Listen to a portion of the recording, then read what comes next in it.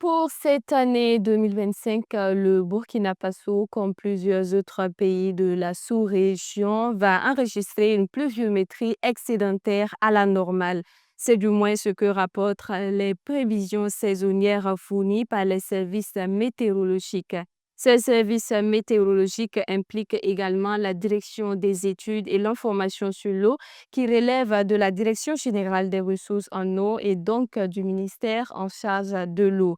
Nous sommes allés à la rencontre du chef de service hydraulique de la dite direction qui revient en détail sur ses prévisions saisonnières. Le compte rendu est signé Mamadou Souari.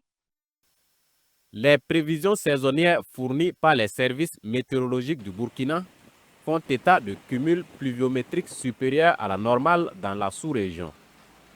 De façon claire, de fortes précipitations pourraient être enregistrées, donc des risques d'inondation qui planent.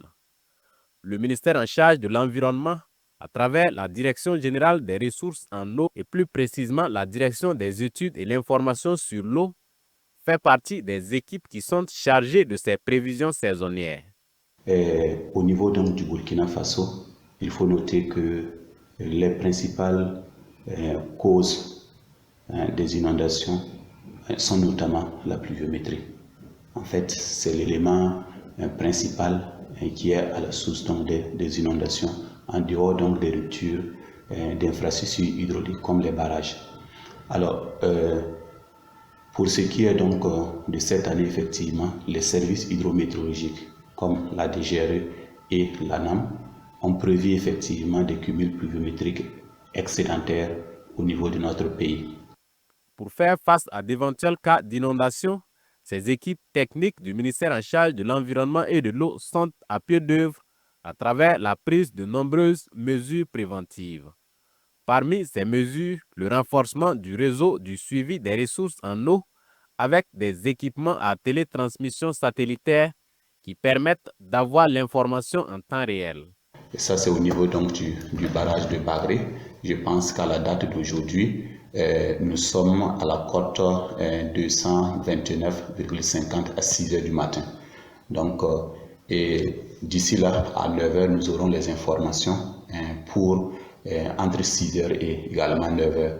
À travers donc ce système, ces équipes techniques de la Direction générale des ressources en eau sont aux aguets pour qu'en cas de menace, elles puissent alerter aussi bien les populations que les autorités afin de prendre les mesures qui s'imposent. Nous avons au niveau donc, de la partie de l'Est de notre pays, une partie qui est pratiquement rouge actuellement. Ça veut dire que cette partie-là est sujet donc aux inondations. Donc bientôt nous allons produire un document pour en fait transmettre à la population. Mais fort heureusement que dans cette zone-là, c'est la zone du forêt de Arli. Donc actuellement, il n'y a pas vraiment de grande population à l'intérieur. C'est seulement la préservation des animaux qui sont au niveau donc, de la forêt classée. Dans ce contexte d'inondation possible et de débordement de cours d'eau, des conseils sont également prodigués aux populations. Par exemple, nous conseillons donc aux populations, surtout pendant la saison des pluies, d'éviter d'obstruer par exemple les caniveaux avec des ordures ou des matériaux de construction et de ne pas s'installer notamment dans les zones inondables où voilà la proximité des grands cours d'eau comme le Mouhoun, le Nakambe, la Komoé et les affluents donc, du fleuve Niger. Ce sont des zones qui sont généralement, j'allais dire, assujetties donc à des inondations régulières.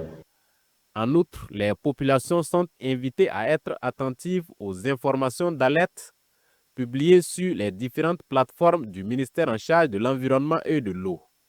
Même si des dégâts ne sont pas encore enregistrés, la vigilance doit être de mise pour éviter les surprises désagréables, a conclu Ali Vincent Ouedraogo.